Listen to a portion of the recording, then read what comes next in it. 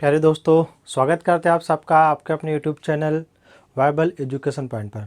सबसे पहले तो आप सब लोगों को जो है टीचर्स डे की बहुत ढेरों शुभकामनाएं, और साथ ही साथ मेरा उन गुरुओं का नमन है जिन्होंने मुझको बहुत कुछ न कुछ सिखाया है या जिनसे मैंने कुछ न कुछ जीवन में सीखा है।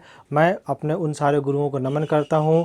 और बेटा, आप लोग निश्चित रूप से थंबनेल देख करके आए होंगे और उसमें जो भी लिखा है बिल्कुल सच लिखा है कि आपको हिंदी का पूरा कोर्स बिल्कुल फ्री ऑफ कास्ट, मतलब इसका कोई आपका चार्ज नहीं, बिल्कुल निःशुल्क आपका कोर्स दिया जाएगा।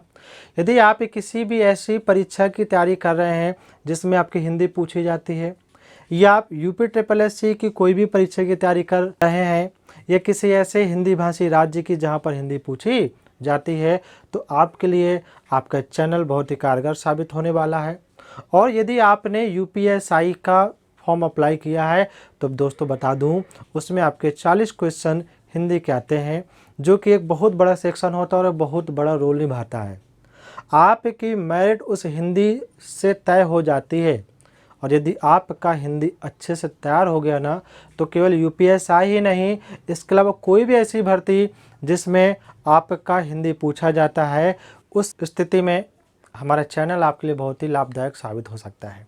दोस्तों, हम लोग बात करेंगे सबसे पहले हिंदी की। तो देखिए, हम लोग एक पूरा विस्तृत पढ़ेंगे, जिसमें से हिंदी का सबसे पहले तो आपकी हिंदी और हिंदी भाषा के साथ साथ अन्य हमारी जो भारतीय भाषाएं हैं, हम उनके बारे में सीखेंगे।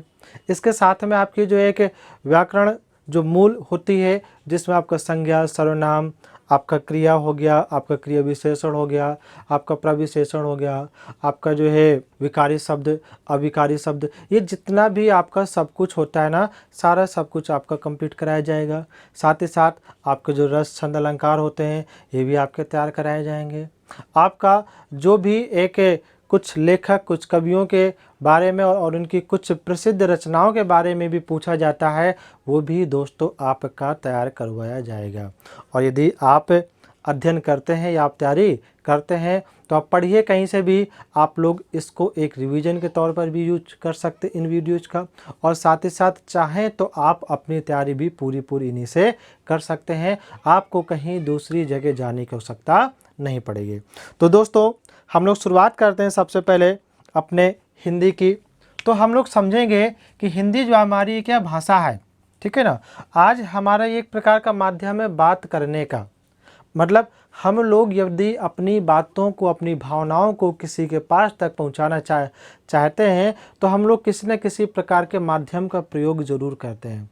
वो माध्यम आपको कुछ भी हो सकता है। आजकल तो बहुत सारे माध्यम है सबके सामने, है ना। आप चैट कर लेते हैं, आप वीडियो कॉल कर लेते हैं, आप लिख करके भी, खत के द्वारा भी आप लोग जो पहुंचा सकते हैं। तो बहुत सारे माध्यम हैं।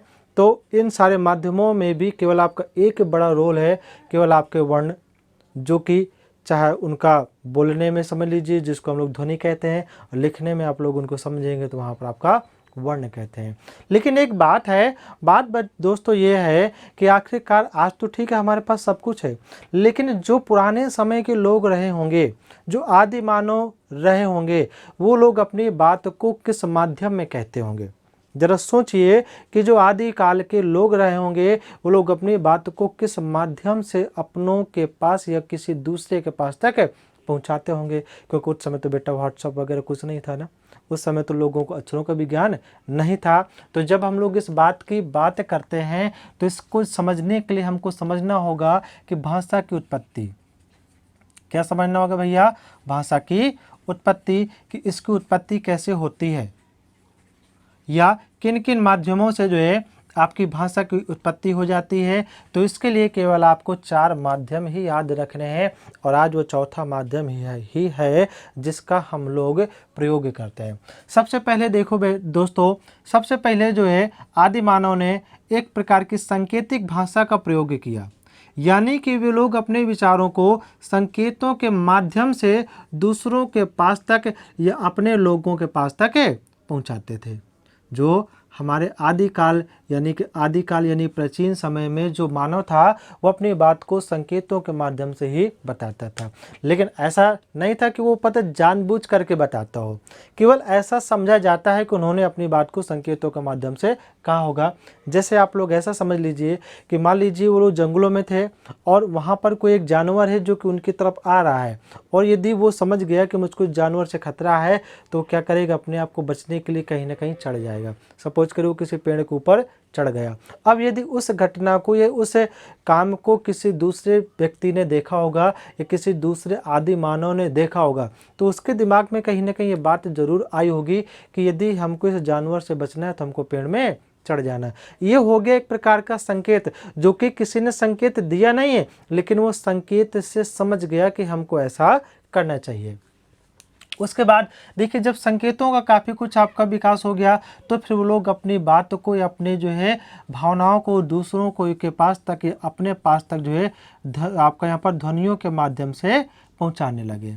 यानी कि जो अगला आपका माध्यम होता है वो आपका कौन सा होता है दोस्तों, ध्वनि। ठीक है, यानी कि जो उसके बाद में जिस माध्यम का प्रयोग किया गया वो माध्यम आपका ध्वनि था। कैसे, समझ लीजिए कि मान लीजिए कुछ समय के जो जानवर थे, जो कि वहाँ के आपके जीव जंतु होते थे, कुछ समय बाद में मानव उनकी ध्वनियों को पहचानने लगा होगा और उनकी ध्वनियों को सुनते ही समझ जाता होगा कि अब कोई जानवर हमारी तरफ आ रहा है और हमको क्या करना चाहिए। फिर उसके बाद में जब उनका समय काफ़ी बीत गया उस पूरे प्राकृतिक परिवेश में रहते हुए, तो वहाँ की जो आसपास की चीज़ें थी, वहाँ के आसपास के जो भी जानवर होंगे, उनके दिमाग में एक प्रकार के उनके चित्र छप गए होंगे और फिर उन्हीं मानवों ने उन जीव जंतुओं तथा पशु पक्षियों और अपने आसपास के पेड़ पौधों की जो है चित्रों को भी कहीं ना कहीं बनाया है। तो जो अगला माध्यम प्रयोग किया जाता है, तो अगला माध्यम आता है दोस्तों आपका चित्रों का माध्यम। यानी कि मानव ने अपनी बात कही तो वो चित्रों के माध्यम से कहने लगे होंगे। तो सबसे पहला उन्होंने जो यूज किया सांकेतिक माध्यम, दूसरा आपका ध्वनि माध्यम, तीसरा आपका चित्रों के माध्यम, और चौथा जो आपका माध्यम है जिसका आज हम लोग यूज करते हैं वो आपका है दोस्तों वर्ण या अक्षर। वर्ण या अक्षर, इस माध्यम का प्रयोग आज हम लोग कर रहे हैं। ये तो हो गया कि आखिरकार जो भाषा की उत्पत्ति हुई है, जो हमारे यहाँ पर वर्ण की उत्पत्ति हुई है या अक्षर की उत्पत्ति हुई है, तो किन किन माध्यमों से होती हुई यहाँ तक पहुँची है। लेकिन यदि हम लोग इसको साक्ष्यों के तौर पर देखना चाहें, ऐसा कौन सा साक्ष्य है जिसमें हम लोगों को पता चला कि भैया वर्ण और अक्षर हैं, या मानव के बारे में पता चला, मानव सभ्यता का पता चला, मानव की उत्पत्ति का पता चला। तो इस बात को समझने के लिए हमको पहले थोड़ा सा हिस्ट्री में भी जाना पड़ेगा, हमको इतिहास में बैक होना पड़ेगा। आप लोग यदि समझें, यदि हम इतिहास को बड़े कालखंडों में से बांटना चाहें तो हम केवल उसको 3 बड़े कालखंडों में से बांट सकते हैं। एक आपका हो गया प्रागैतिहासिक काल, दूसरा आपका हो गया आदि ऐतिहासिक काल, और तीसरा आपका हो जाता है ऐतिहासिक काल। अब समझिए कि आपका प्रागैतिहासिक काल क्या होता है। तो आपके इतिहास का वह समय पीरियड जिस समय पर या जिस समय के कोई भी साक्ष्य उपलब्ध नहीं है, उस पूरे टाइम पीरियड को हम लोग जो है प्रागैतिहासिक काल कहते हैं। उसके अलावा आदि ऐतिहासिक काल क्या होता है, इतिहास का वह काल जिस समय के कुछ न कुछ साक्ष्य तो हैं, लेकिन उन साक्ष्यों को पढ़ करके हम लोग समझ नहीं पा रहे हैं कि आखिरकार उनमें से लिखा क्या हुआ है। इसी प्रकार से आपका जो ऐतिहासिक काल होता है, तो उसमें क्या है कि आपके साक्ष्य भी हैं और साथ ही साथ हम उन साक्ष्यों को पढ़ भी पा रहे हैं कि उनमें से लिखा हुआ क्या है। इस तरीके से दोस्तों मानव सभ्यता के बारे में या मानव की उत्पत्ति के बारे में हम लोगों को जिस ग्रंथ से सबसे पहले पता चला, तो उस ग्रंथ का नाम है आपका ऋग्वेद। उस ग्रंथ का नाम है ऋग्वेद, जिस ग्रंथ से हमको मानव की उत्पत्ति या मानव की सभ्यता के बारे में सबसे पहले पता चला। तो दोस्तों यहाँ पर आपको ऋग्वेद से संबंधित कुछ पॉइंट्स याद रखने हैं जो कि आपके परीक्षाओं में से पूछे जाते हैं। पहला तो ये है कि ऋग्वेद लगभग कब लिखा गया था। तो दोस्तों मैं बता दूं कि ऋग्वेद आपका लगभग 1500 BC या इसी को कहते हैं ईसा पूर्व, इसी को कहते हैं ईसा पूर्व।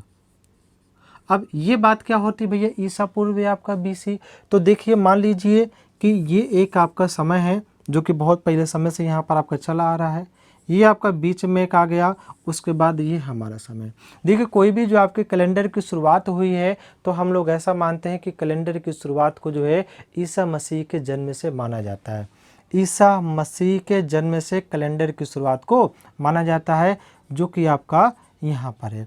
तो देखिए ईसा मसीह, तो यहाँ पर आपका बी का मतलब बिफोर और यहाँ पर सी का मतलब क्रिस्ट, क्योंकि ईसा मसीह का नाम भी आपका यहाँ पर क्रिस्ट अंग्रेजी में लिया जाता है, इसलिए बीसी का मतलब होता है बिफोर क्रिस्ट, अर्थात ईसा मसीह के जन्म के पहले का समय। और देखिए ये हिंदी में भी लिखा हुआ ईसा पूर्व। ईसा पूर्व का मतलब है कि ईसा मसीह के जन्म के पहले का। तो मेरे ख्याल से बात आप लोग ये समझ चुके होंगे। तो ऋग्वेद की रचना कब हुई है दोस्तों? ईसा मसीह के जन्म के लगभग 1500 वर्ष से पहले। क्लियर। दूसरा पॉइंट आपको यहाँ पर ये समझना है कि ऋग्वेद को हम लोग एक नाम से और भी जानते हैं, अपौरुषेय। ये आपका पेपर में बहुत ही ज़्यादा पूछते हैं कि अपौरुषेय निम्न में से किस ग्रंथ को कहा जाता है। तो जैसे आपके 4 वेद होते हैं, ऋग्वेद, यजुर्वेद, सामवेद और आपका अथर्ववेद, इसमें से जो आपका ऋग्वेद होता है इसी को किस नाम से जाना जाता है? अपौरुषेय। अपौरुषेय का मतलब ऐसा हो गया कि इसको किसी पुरुष के द्वारा नहीं लिखा गया, ऐसा माना जाता है, ठीक है ना, या ये किसी पुरुष के बस की बात नहीं थी, ठीक है। तो इस तरीके से प्रश्न पूछा जाता है कि निम्न में से कौन से ग्रंथ को अपौरुषेय नाम से जाना जाता है, ठीक है ना। तो आपका ऋग्वेद हो जाएगा। दूसरी बात बेटा ये है कि ऋग्वेद आपका किस भाषा में लिखा गया है। तो दोस्तों मैं बता दूं, ऋग्वेद आपका संस्कृत भाषा में लिखा गया है। किस भाषा में? संस्कृत भाषा में। यदि संस्कृत के साथ में कभी आपको और अंदर की यदि बात पूछे तो आपको ये रखना है याद कि ऋग्वेद आपका वैदिक संस्कृत में लिखा गया है। हम लोग जब आगे जाएंगे तो हम लोग इसको और डिटेल से भी समझेंगे। तो यदि ऑप्शन में आपका वैदिक संस्कृत दिया जाए तो पहले आपको वैदिक संस्कृत ही टिक करना है। यदि वैदिक संस्कृत न दिया जाए तब आपको वहाँ पर संस्कृत शब्द जो है टिक करना है। तो ऋग्वेद किस भाषा में है? संस्कृत। और अंदर की बात करेंगे तो आपका वैदिक संस्कृत। अब देखिए जो भी आपकी भाषा होती है उसकी कोई ना कोई लिपि होती है। तो जो आपको वेद लिखा गया है, जब ऋग्वेद आपका संस्कृत में लिखा गया है तो इसकी दोस्तों कोई ना कोई लिपि भी रही होगी। तो इसकी लिपि क्या है? तो दोस्तों ऋग्वेद की जो लिपि है, ऋग्वेद की लिपि आपकी ब्राह्मी, ये ब्रह्मा के समय का लिखा गया है, इसलिए इसको यहाँ पर हम लोग जो है ब्राह्मी लिपि कहते हैं। तो यहाँ से आपको इतने सारे पॉइंट्स याद रखने हैं कि ऋग्वेद 1500 BC यानी कि 1500 ईसा पूर्व में लिखा गया। ऋग्वेद का दूसरा नाम आपका क्या है? अपौरुषेय भी है। ऋग्वेद आपका किस भाषा में लिखा गया? तो संस्कृत भाषा में। यदि और आपका डीप में आ जाओगे तो यहाँ पर वैदिक संस्कृत में। यदि पहले आपका ये विकल्प दिया जाए तो इसी को टिक करिएगा, बाद में आप लोग जो संस्कृत को जो है टिक करिएगा। ऋग्वेद की यहाँ पर लिपि कौन सी है? तो ऋग्वेद की दोस्तों लिपि आपकी क्या है? ब्राह्मी लिपि है। क्लियर। इतनी बातें आपको समझ में आ गई।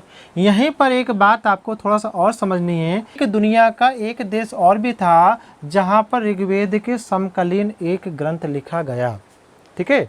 दुनिया का एक देश और भी है जहाँ पर ऋग्वेद के समकालीन ग्रंथ लिखा गया, और ये भी आपका प्रश्न पूछा जाता है। तो पहले तो आप लोग इस ग्रंथ का नाम समझ लीजिए, जैन अवेस्ता। ये कहीं कहीं पर आपका यहाँ पर जैन अवेस्ता होगा, ठीक है। तो आप लोगों को अवेस्ता शब्द याद रखना है, स्पेशली जैन अवेस्ता या आपका अवेस्ता। ये एक ऐसा ग्रंथ है जो कि ऋग्वेद के समकालीन है, अर्थात इसकी भी रचना ऋग्वेद के टाइम पर ही हुई थी। पहली बात। यदि आपसे ये पूछा जाए कि ये आपका कहाँ पर लिखा गया, तो बेटा ये लिखा गया फारस। फारस जानते हैं किसको कहते हैं? आपका जो वर्तमान ईरान है, इस वर्तमान ईरान को जो है प्राचीन काल पर क्या कहा जाता था? फारस कहा जाता था। इतना याद रखिए दोस्तों। आज के वीडियो में हम केवल इतना ही रखते हैं। इसके जो अगला वीडियो होगा उस वीडियो में इसके आगे आप लोगों को भाषा के विकास से बढ़ते हुए हम लोग कहाँ तक आ गए, ये सारी चीज़ें आपको सीखने को मिलने लगेंगी। और आप लोगों को इस वीडियो को पूरा देखना है। देखने के साथ आपको जो भी पॉइंट्स इसके लिखने हो आप इसको लिख सकते हैं। और साथ ही साथ यदि आपने अभी तक हमारे चैनल को सब्सक्राइब नहीं किया है तो चैनल को सब्सक्राइब कर लीजिए। और यदि वीडियो आपको अच्छा लगा है तो वीडियो को लाइक कर दीजिए, और साथ ही साथ अपने मित्रों के साथ में इसको शेयर करना ना भूलिएगा। अंत तक देखने के लिए आपका धन्यवाद।